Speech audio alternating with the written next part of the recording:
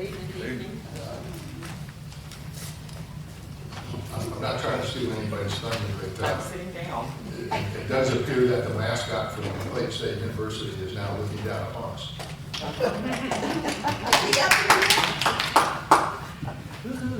They didn't draw the mascot, did they? Is it there? That's his on there? Yep, Oh, it wasn't there when I went by, let's put it that way. it's there now. Yes, sir. Yeah, it's on there. We like that. All good, all good. All right, work session, we'll start over some of the events. Minutes for January 11th, both regular session and the work session. Any discussion or points on those? Hearing none. Presentations will be by the Honorable Yasmin. There'll be 3 that I'm aware of. And I think all the parties have been notified, right? So she'll be here for that. Awards, Captain James Funk. So looking forward to that. Let's hear a little bit about the upgrade to audio and visual. And I think you had 2. Was it one for the boardroom or one for the other one for this one? We're just gonna do the boardroom tonight, and Mark's got a presentation on that for you. Slideshow.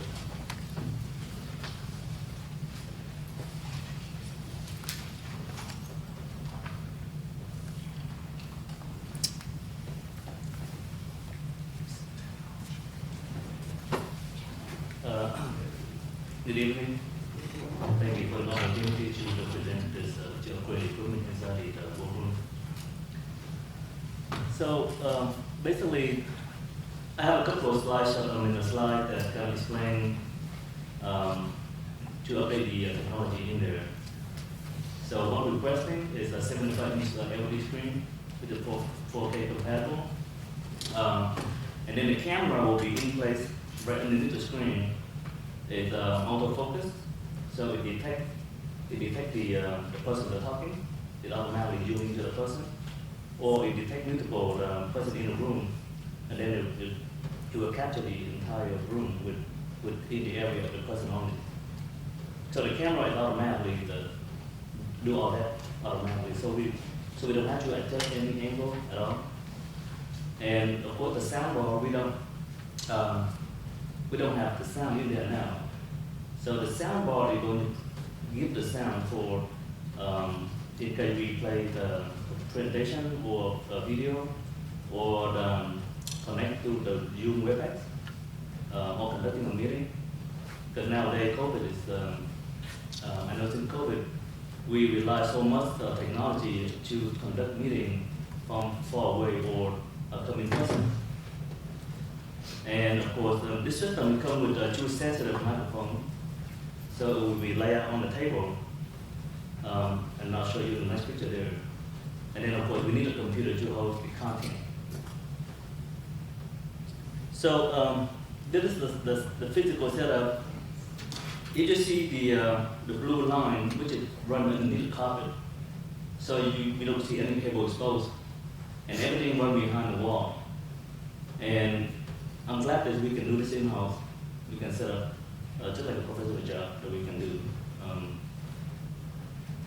And the room that we have in there is kind of similar as well. So we have a screen, 2 soundbar on the bottom, and a camera, pan-tilt zoom camera right on the bottom as well. And then we have 2 hubs to connect the microphone, and then the sound, and then tie to the computer. So that's a similar concept that we have there. The system is be able to expand into up to 7 microphones. So let's say down the road we expand that boardroom into more people, and then we can just add more microphones onto the system. It will automatically pick up the voice really well. So that's all. Part of this with the audience is, we've been doing audio visual for COVID, and we've got a grant to be able to use some funds for COVID-related items. So if somebody's not here, somebody has to set that up every single meeting. In the event that you're not here, then we're hiring a private company to come out. That's not inexpensive either. At some point, because this doesn't look like it's going away on one hand, on the other hand, it's actually a good idea because that way you've got publicized meetings and people can watch it, on YouTube whenever they choose. So it looks like it's here to stay. 2 rooms, basically the boardroom itself. I think maybe the next meeting Questions? Ms. Renee? No questions. Ms. Tran? I'm good. Mr. Clark? No way. Ms. Dean? I do have one question. Did I hear you say that the camera moves automatically in the boardroom? Yes, To follow. the camera will detect the person who's talking. Let's say you will have two person in there. It will capture, follow the voice of whoever is speaking. And let's say we have 7 people, it will automatically capture 7 people rather than wasting the space on the sides. Because the camera have the capability to zoom in and zoom out rather than a fixed lens camera. Does it post right away to a site? Or is I'm sorry? does it post right away? In other words, you're obviously taking a video, it's alive in some cases. What's the back? Is it YouTube? Is it going to a video? Where is it catalog stored? If we do set up a live stream, that's something different. But the camera, the purpose of the camera is tied into the web-based system. So we can conducting a meeting, Like a Zoom conference or call, something? that sort of thing. Can you record it though? Oh, yes. The website be able to record and then we can just pull it down and we can post it anywhere we want to. So is it recording everything? Executive meetings? If we decide to record the video and audio as well, even the setup that we have now, we'll be able to record, but we don't do record because there are meetings that is not be able for public stuff like that. Excellent. And I assume at the next meeting we'll also see the one for the main building? Yes, I'm working with a couple of vendors trying to get pricing, and because audio visual is come with it's got its own equipment, and then I'm looking to tie into the microphone system that we have here as well. So the Courtroom Chamber is a bit I would say a bit more sophisticated. So rather than the complete setup in there, because this room is kind of also a lost room, and we need to, I'm working with us especially to find able to, how can we put the equipment in here, but in a way that, it be easy to enjoy as well. How does this affect court? I'm sorry? Bessie, how does this affect court? Some judges don't allow you to, capture video and then record. Well, we record now everything. The entire hearing is recorded, in case people want to get a copy of it. Right now, this audio system that we have, it record audio in case of an open record for court. But we're looking to add the video as well, because let's say COVID may be here a while, and we can, I may work with SC to expand because I know that some court introduction they do expand into online. You can join into the website at the court session rather than you come out here in person. So that's something we can look forward to. Any other questions? Hearing none, thank you, sir. Georgia Works increased to $16 an hour. Mr. Baker? This is just a contract similar to the one we currently have, and it's a $1 increase on the hourly rate from $15 to $16 with the current agreement that we have with those folks.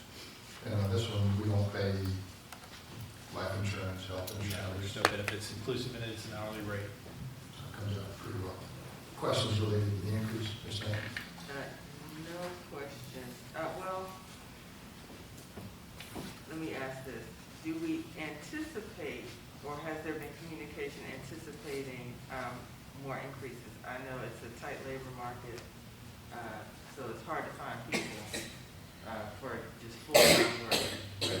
An organization like this, can we anticipate annual increases, or is there a time frame? Not necessarily. I think this one's been pretty static for a while, so it would be contingent upon the job market, but I don't foresee any. Organizationally, they've had it at $15 an hour. Yes, ma'am. Ms. Tran? No question? Mr. Clark? No question. Ms. Dean? No questions. Well, one point of information is some of this information correlates to the new year, calendar year. So if there was any building that happened anytime during January, it would go retroactive to January 1. It's not leave how that's written. Other discussions? Hearing none. Budget line authorization. This one's entertaining. In the 2021 budget, normally if we're going to pass something along the lines in terms of salaries or anything along those lines, it's usually implemented July 1. So in other words, if you gave a salary increase, 2.9%, 2.6%, it almost automatically goes in that side.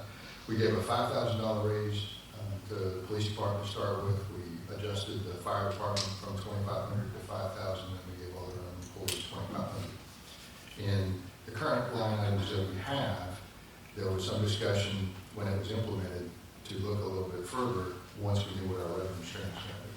And there was also a discussion of a salary survey that was being done and wanting to be able to see what that salary survey would come back as. We do not have the salary survey back. However, it's a political discussion as to how it is implemented. In other words, are we going to do across the board raises? Has the revenue actually come in that met the requirements, when we put in the budget for 2021? Where this is normally, in my opinion, a management decision, because it's written in there that there was some discussion, that certain items may happen automatically. I disagree with that. I don't think things happen automatically. I think managers make decisions, and I think city councils make decisions, and it's not worded very well. So, of abundance of caution, the reason it's on there as a line item tonight is because I don't want it to happen automatically. I want it to happen at the direction of the city manager or the city council. And I certainly would like it to happen, once we've had a chance to review the budgets. And we're having, I think, on Saturday, a series of discussions. So that's still in January, but I have no idea what the outcome of that particular meeting will be.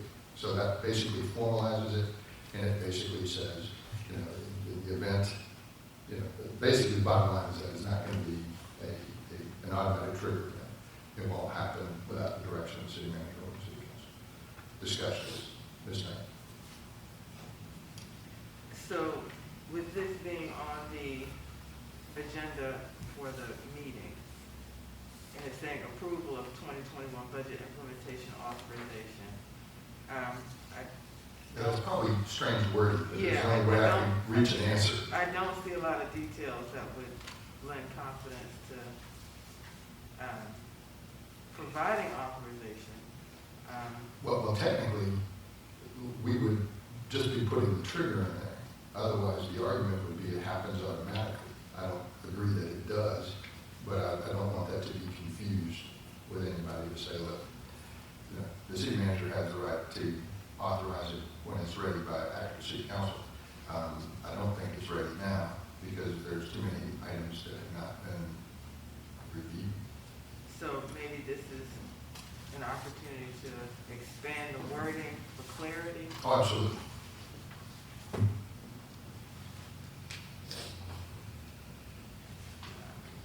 Approval of the 2021 budget implementation with authorization specific to, There's somebody ready to go. Sounds good. specific to mayor and council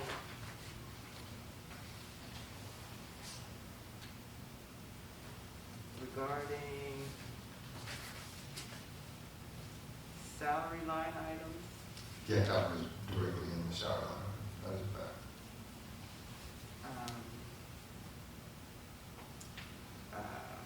Regarding salary line items, give me the word.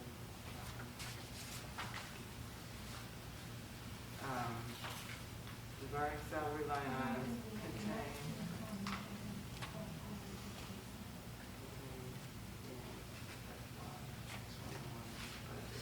Implementation timeframe would be really clear.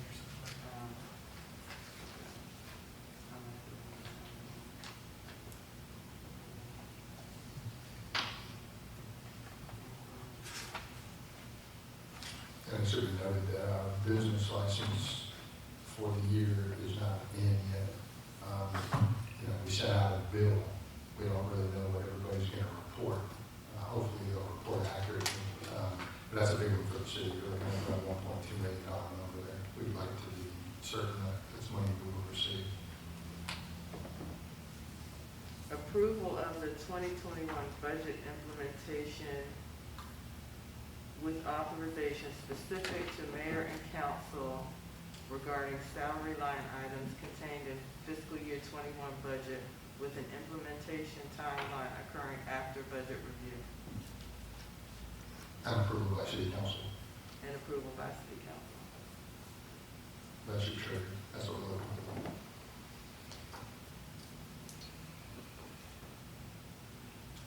Other questions? Ms. Tran? Yeah, I'm reading the language here. It say fiscal year 21. Fiscal year 21 ended on June 30, 21, and the financial report has been audited. What are we doing here? Well, it might be just a typo from the standpoint, it's the current budget year you're in, which is 21-22. Okay. And And you're 50% of the way through there. So that would start July 1 and then June 30th, 2022. so we don't have any of the information of how much of the total of the cost of the implementation. So you got And, estimates. yeah, so why don't the council get that estimated information so we can be informed and know what we're voting for instead of saying in general, we implement and what is the implementation, what is the estimated amount, the minimum amount to a maximum amount. And another concern that I have here is not that I'm opposed to give an employee a raise. I just don't understand the procedure that the practice that we have in. When we increase, we give the raise 5,000 to the police and 2,500 to fire department. The council voted for that. But then when we come back to give the fire department a raise of an additional 2,500, the council never noticed about that. I'm just aware of that already happened just as we are speaking Normally tonight. that does. No, I don't. That never really presented to council. So what is our practice here? Does that require the mayor and council approval, or if they're not?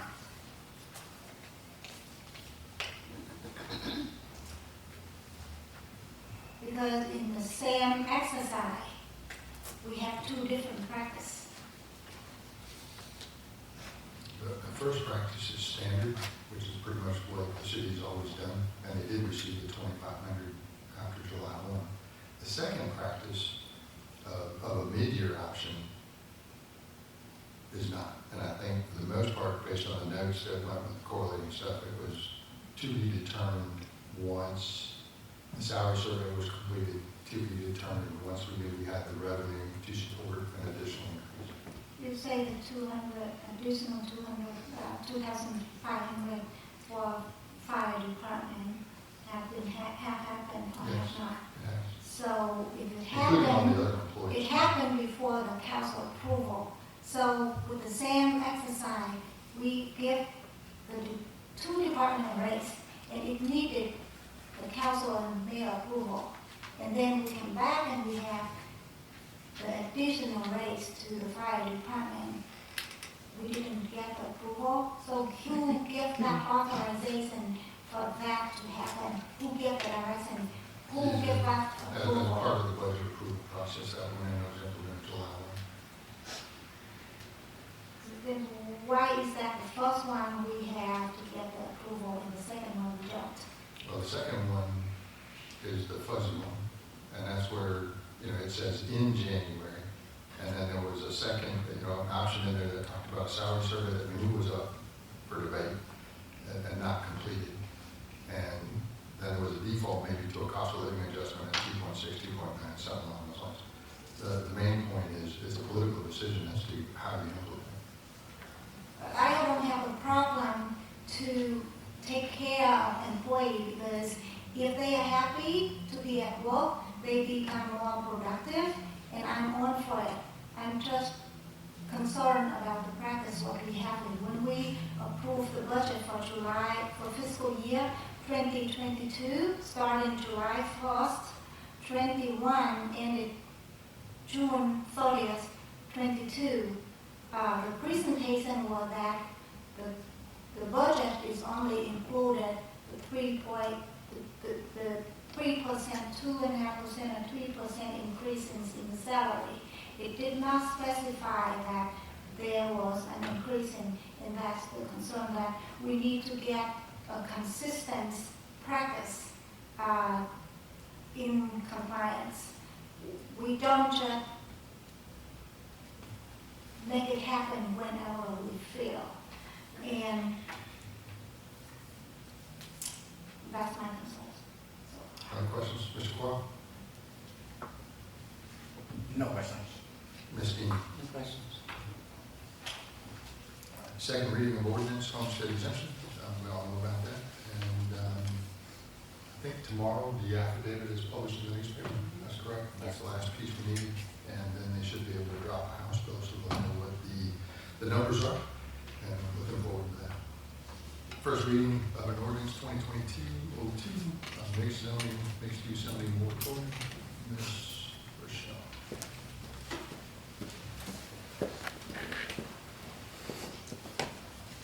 Good evening. Ordinance 2022-02 is to extend the mixed-use moratorium. It's the staff's recommendation that we take a 120-day moratorium. An ordinance by the mayor and council of the city of Morrow, Georgia, imposing a 120-day moratorium on the acceptance of applications for permits, licenses, or inspections related to the development or construction within the mixed-use district, to repeal conflicting ordinances, to provide for severability, to provide for an adoption date and effective date, provide a penalty, and for other purposes. So as stated, it is the staff's recommendation that as we look to make adjustments to our mixed-use zoning ordinance, that we take this 120-day moratorium. The legal ad will run tomorrow. The second reading will need to be scheduled for February the 22nd. Are there any questions at this time? So I do know that there have been some measure of review and update Yes. to some of the zoning, and I guess it is time for planning and zoning and the mayor and council to Correct. work together again. Correct. Yes, the staff is working very diligently, doing lots of research on how to best update our mixed-use ordinance to get us where we need to be. And so the point of this, instead of rushing through to make those changes, decided that we need to take the moratorium so that we do it right, do it completely. I guess as soon as we can have a special call meeting. Yes. Yeah, so that we can. Yes, and we'll definitely have the first draft of this mixed-use ordinance well before. We're looking to have that to you within the next 30 days. Okay. Thank you. You're welcome. Other questions? Mr. Trent? No question. Mr. Quah? So are we going to nominate more board members to the planning and zoning board, or are we gonna, do we have enough members in that board to form meeting? Well, we do. Actually, our chair is sitting back here in the room. We do have enough on our planning and zoning board. We actually had a planning and zoning board meeting last Tuesday. So they are fully functional, up and running. We have a chair, we have a vice chair, and they understand very much their marching orders and very much committed to getting this done. Okay, thank you. You're welcome. Ms. Dean? No questions. And the first time we did the moratorium earlier in the year, we just didn't really make any progress.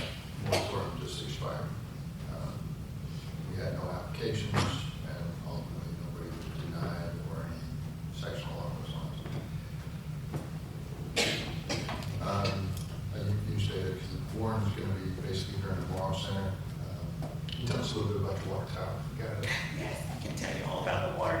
we're so excited. I hope that you have been down Highway 54 today, yesterday, especially today. The water tower looks like it's about done. So as you know, this has been a long time coming to paint the water tower there on Lee Street with Welcome to Morrow, home of the Clayton State Lakers. They started on, yesterday, Monday. It feels like it's Thursday already. They started yesterday morning.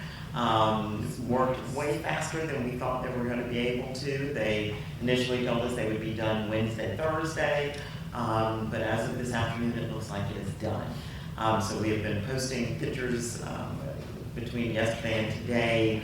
Our Facebook posts have kind of gone through the roof, and people are super excited. So thank you very much to Mayor and Council for allowing this to happen. Clayton State is super, super excited. We are planning a reveal, as much as you can reveal a big giant water tower, on February the 10th at 2 p.m. We actually are working out the final details. It is in conjunction with Clayton State's homecoming. We are presenting them a proclamation declaring February 10th Clayton State Day and dedicating the water tower to them. It will be a full-on pep rally. We're trying to work out the details.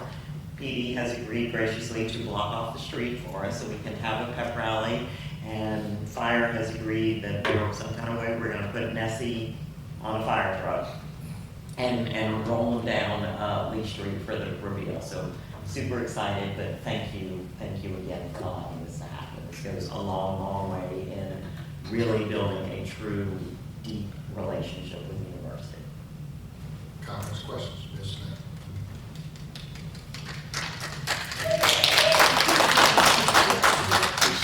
I know. Yeah, I mean, it's just, as we like to say, the low-hanging fruit, but sometimes they can be so impactful and so meaningful. And so this is a very important and special symbol to the relationship, that we should have always cherished and honored, between the city of Morrow and Clayton State. But, we're going to keep it moving forward. I'm excited. Ms. Tran? Mr. Clark? No. Ms. Steve?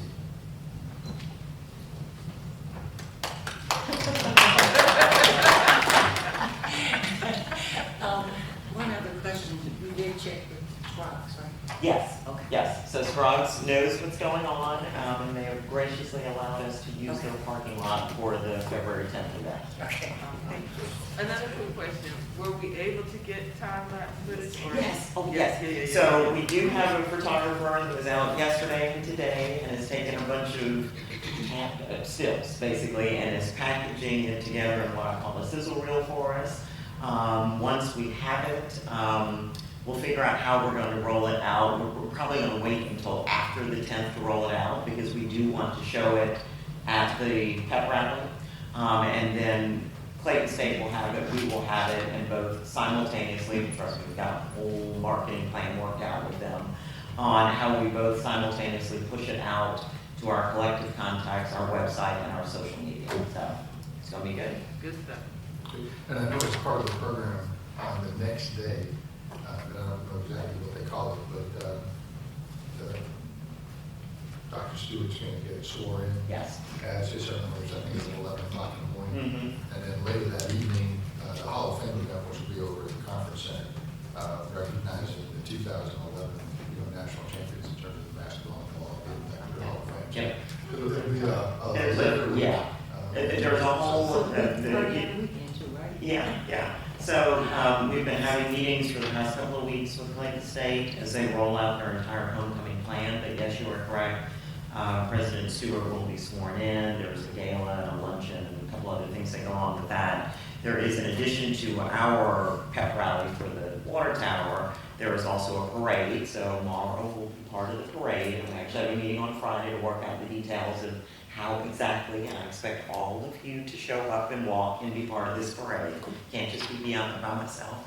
But there was a parade, there was a step show. For those of you that don't know what a step show is, that is in the Black Greek community, fraternities and sororities, there's an art called stepping. So there's a step show that's going on, there's a women's basketball game, there's a men's basketball game, and about 2 or 3 other things going on. So it's pretty jam-packed for that whole week. So, Morrow participants, are we gonna have t-shirts?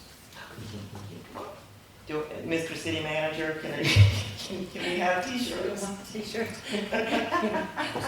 We'll figure out some t-shirts or something. Yeah, I'm sure we can figure out something. Yes. Well, the Lakers have some really nice t-shirts. Yeah, exactly. Maybe we can say, we'll figure something out. Good stuff. Give us an update on the events and. Okay, sorry. So I'm just going to go through quickly. Let's see this. Hang on. The Q1 events. So our Q1 events are Lunar New Year, the Water Tower reveal, which I just talked about, Clayton State Homecoming. We also have a Morrow Business Mixer, Evolution, which is the Black History Concert, and then finally the St. Patrick's Day Festival. So Lunar New Year on February the 5th at the Morrow Center. Plans are underway. The event is shaping up to be a fantastic event. We did take care of the power issues that we had in that room. So hopefully there will not be, or there better not be, any more tripping of the power and the lights and all that stuff as people are plugging in their hot plates. So we were able to get that taken care of. The water tower, as I said, and unfortunately I tried to snap a picture of it already done, but it was dark. So the water tower, those pictures from yesterday, again, as I talked about, on February the 10th at 2 p.m. will be the water tower reveal, right in front, literally right under the water tower. We will have a fire truck, we will have the mascots, we'll have cheerleaders, athletics department, et cetera, et cetera. There will be a pep rally. We are looking to our local Morrow business community to come out and provide refreshments and set up tables with stuff. And a proclamation declaring it Clayton State University Day. And look for more details. We're working with Clayton State to come up with a co-branded invitation that we both can use, promoting the event. Clayton State Homecoming, as I said, is February the 10th through the 12th. Again, some of the elements, the water tower reveal, the step show, the president's investiture ceremony, luncheon and gala, there's a parade, the tailgate, and then again the women and men's basketball game. And it just as an aside, I keep saying I truly know everybody. My neighbor 2 doors down is the ladies basketball coach for Clayton State, and I had frequent chats with her about her team. On the February the 17th, we are doing a Morrow Business Mixer, and we're calling it Better Together because we are truly better together. This is an opportunity for our business community, our city leaders, as well as from the collective Clayton County community as a whole, to come together to really talk about how we move development forward in the city of Morrow. And really start to shine a light and really starting to dig deeper in terms of what are the resources and opportunities that exist here, and how is it that we as the city be better partners with our business community in getting them what they need, because ultimately when they're successful, we are successful. But it will be Thursday, February the 17th from 5:30 to 7 at the Morrow Center. The next is Evolution, which is the Black History Concert Experience on Sunday, February the 27th. The doors open at 6, the show starts at 6:30. It is a free event, however, you must register to attend because we have a limit of 300 tickets. And they're starting to go very, very quickly, so please, if you haven't registered already, well not you, but if you have not registered already, please, there is an Eventbrite link, you can find it on Eventbrite, on our website, as well as our social media, register to attend the event. And then finally, St. Patrick's Day celebration, which is going to be on Saturday, March the 12th. We opted to move it instead of doing it on actual St. Patrick's Day because we wanted it to be more of a family-friendly festival. It made better sense to have it on a Saturday event versus doing it as an after-work event with school schedule and everything else. But this one will be held at the district. And a couple other quick things. As you came into the building this evening, I hope that you saw that the monitors are on, and there's content on the monitors, and we're super, super excited about it. Right now, running a series of things. We've got a commercial sizzle reel from the Morrow Center. We've also pulled some content, a promo video from Spivey Hall that will be added to that. promoting all of our events, promoting our council events, our URA, DDA, MCTA, planning and zoning board meetings as well, in addition to games and other activities that are going on in Clayton State. So looking for this to be, you know, wanting it to be, and obviously interspersing holiday closings and that type of stuff as well, because we have a steady stream of people that come into this building all day, every day. And so to have content on those screens to say are here to promote the city and what's going on in the city is super, super helpful. So I hope that you were as excited as I was when I walked in this morning and saw that it worked and they're on. So, are there questions? Questions, Ms. Knight? No questions. Ms. Tran? No question. Mr. Corker? No. Ms. Lee? You answered my question. All right. Monitors, and I was gonna ask Yeah. about the games and. Yes, sliders. that, we're adding that to it. Yep. Thank you, ma'am. We've got about 15 minutes.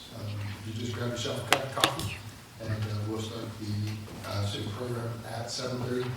Point of information, I do have an executive session. There's 2 items on the executive session.